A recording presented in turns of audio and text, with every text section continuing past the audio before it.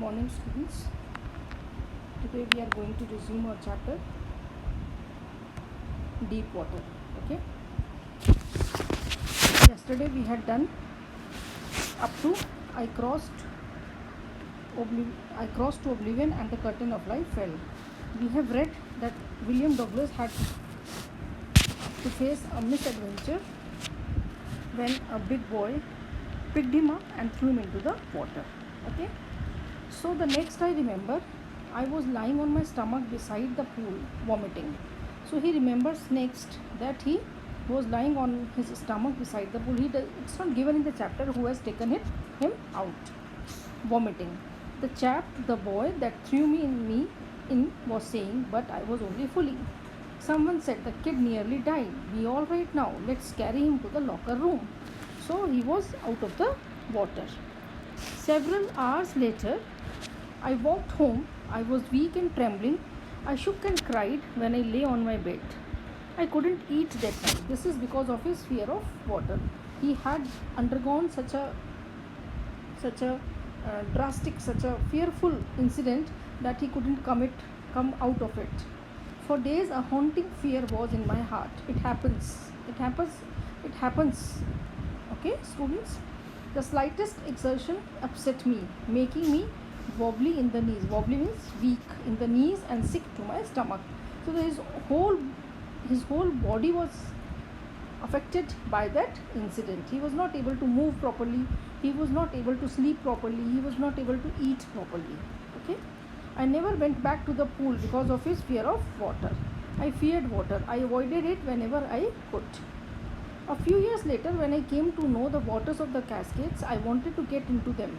And whenever I did, whether I was wading the Stygian or bumping river or bathing in the warm lake of the goat rocks, the terror that had seized me in the pool would come back. So after a few years, whenever he went near the water, he was again terrorized. That fear of water came back. That had seized me in the pool would come back. It would take possession of me completely. My legs would become paralyzed. Icy horror would grab my heart. So even after some years, he could not come out of that water. Is that clear? This handicap stayed with me as the years rolled by. After so many years, still he was not able to come out of that fear. In canoes on main lakes, fishing for landlocked salmon,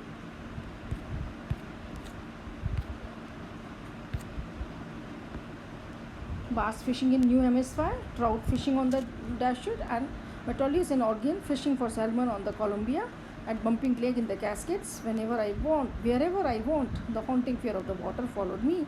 It ruined my fishing trips, deprived me of the joy of canoeing, boating and swimming. Sometimes this question is there. What was the result of his fear of water? What happened with him? So he could not enjoy his boating, he could not enjoy his canoeing. Canoe is also a very small boat. He could not enjoy his swimming trips. So fishing trips, he could not enjoy going inside the water after that incident. Okay, I used every way I knew to overcome this fear, but it held me firmly in its grip. Finally, one October, I decided to get an instructor. So again, there is an important question. What did he do to come out of that fear of water? So the first thing is that he decided to get an instructor and learn to swim. I went to a pool and practiced 5 days a week, an hour each day. The instructor put a belt around me. How did the instructor help him? Initially, he put a belt around me. A rope attached to the belt went through a pulley that ran on an overhead cable. He held on to the end of the rope, and we went back and forth across the pool, hour after hour, day after day, week after week. So for so many weeks, the instructor taught him. He tied a rope around his waist, and the other end of the rope was tied to a pulley, and this way he just went inside the water. On each trip across the pool, a bit of the panic seized me, but still that fear of water was still with him. Each time the instructor relaxed his hold on the rope and I went under, some of the old terror returned and my legs froze. It was 3 months before the tension began to slack. Then he taught me to put my face under water and exhale. and to raise my nose and inhale. I repeated this exercise hundreds of times. Bit by bit, I shed part of the panic that seized me when my head went under the water. So, bit by bit, gradually, I shed part of the panic. Gradually, his fear was going. It was getting disappeared. Okay. Next, he held me at the side of the pool and had me kick with my legs. For weeks, I did just that. At first, my legs refused to work, but gradually relaxed. But they gradually relaxed, and finally, I could command them. Okay. So finally, he could get relaxed, and he could command his legs. He could move the piece by piece. He built a swimmer, and when he had perfected each piece, he put them together into an integrated whole. In April, he said, "Now you can swim. Dive off and swim the length of the pool, crawl, stroke." I did. The instructor was finished. It means the instructor's job was finished. He was successful in making him a good swimmer. But I was not finished. That's a very important line. I was not finished. It means though he learned how to swim, though he learned everything, how to go exhale, inhale inside the water, but still his fear was with him. That's why he's saying that I was not finished. I still wondered if I would be terror stricken when I was alone in the pool. I tried it. I swam the length up and down. Tiny vestiges of the old terror would return. So the footmarks of the old terror would return. But now I could frown and say to that terror. So one day, what happened? He just started talking to the terror and said, "Trying to scare me? Trying to scare me? You're trying to make me afraid? Well, here's to you. Look." And off I would go for another length of the pool. And he decided to be so bold, to be bold enough to go inside the water. This went on until July, but I was still not satisfied. I was not sure that all the terror had left. So I went to Lake Wentworth in New Hampshire. There's a very important question which comes in boats. Okay.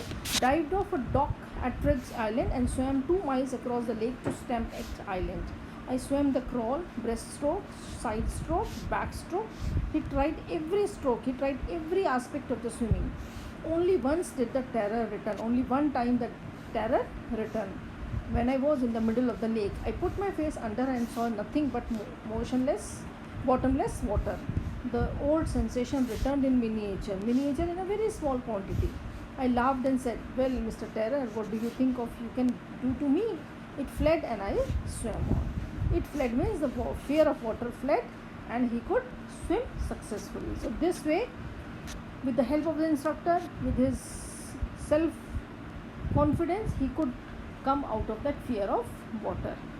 Yet I had residual doubts. At my first opportunity, I hurried west, went up the chain to Conrad Meadows, up the Conrad Creek Trail to Mead Glacier, and camped in the high meadow by the side of Warm Lake. The next morning, I stripped, dived into the lake, and swam across to the other shore and back, just as Doc Corcoran used to. I shouted with joy, and Gilbert Peak returned the echo. I had conquered my fear of water. So when he shouted with joy and his voice just echoed, so he was very happy. He was overjoyed because he had conquered his fear of water. The experience had a deep meaning. Again, this is a very important question. What larger meaning did he draw from this experience? Deep meaning for me, as only those who have known stark terror and conquered it can appreciate. In death, there is peace. This is the larger meaning. There is terror only in the fear of death. We are afraid of death. We are not afraid of death. We are afraid of the fear of death. Is that clear? It's a very important line. As Roosevelt knew when he said, "All we have to fear is fear itself." This is the theme of the chapter. All we have to fear is fear itself. So we are afraid of fear. We are not afraid of death. When death is there just in front of us, we become relaxed. Okay, we are not afraid of. So this proves that we are not afraid of death. We are afraid of the fear of death. Is that clear? Because I had experienced both the sensation of dying and the terror that fear of it can produce, the will to live somehow grew in intensity. At last I felt released, free to walk the trails, climb the peaks, and to brush aside fear. So finally he could be successful in overcoming his fear of water, and He was very happy. He was now free to walk the trails, to climb the peaks, mountains, to brush aside, to keep aside his fear and go in the world. Is that clear? Is that clear to all of you? Okay. Thank you.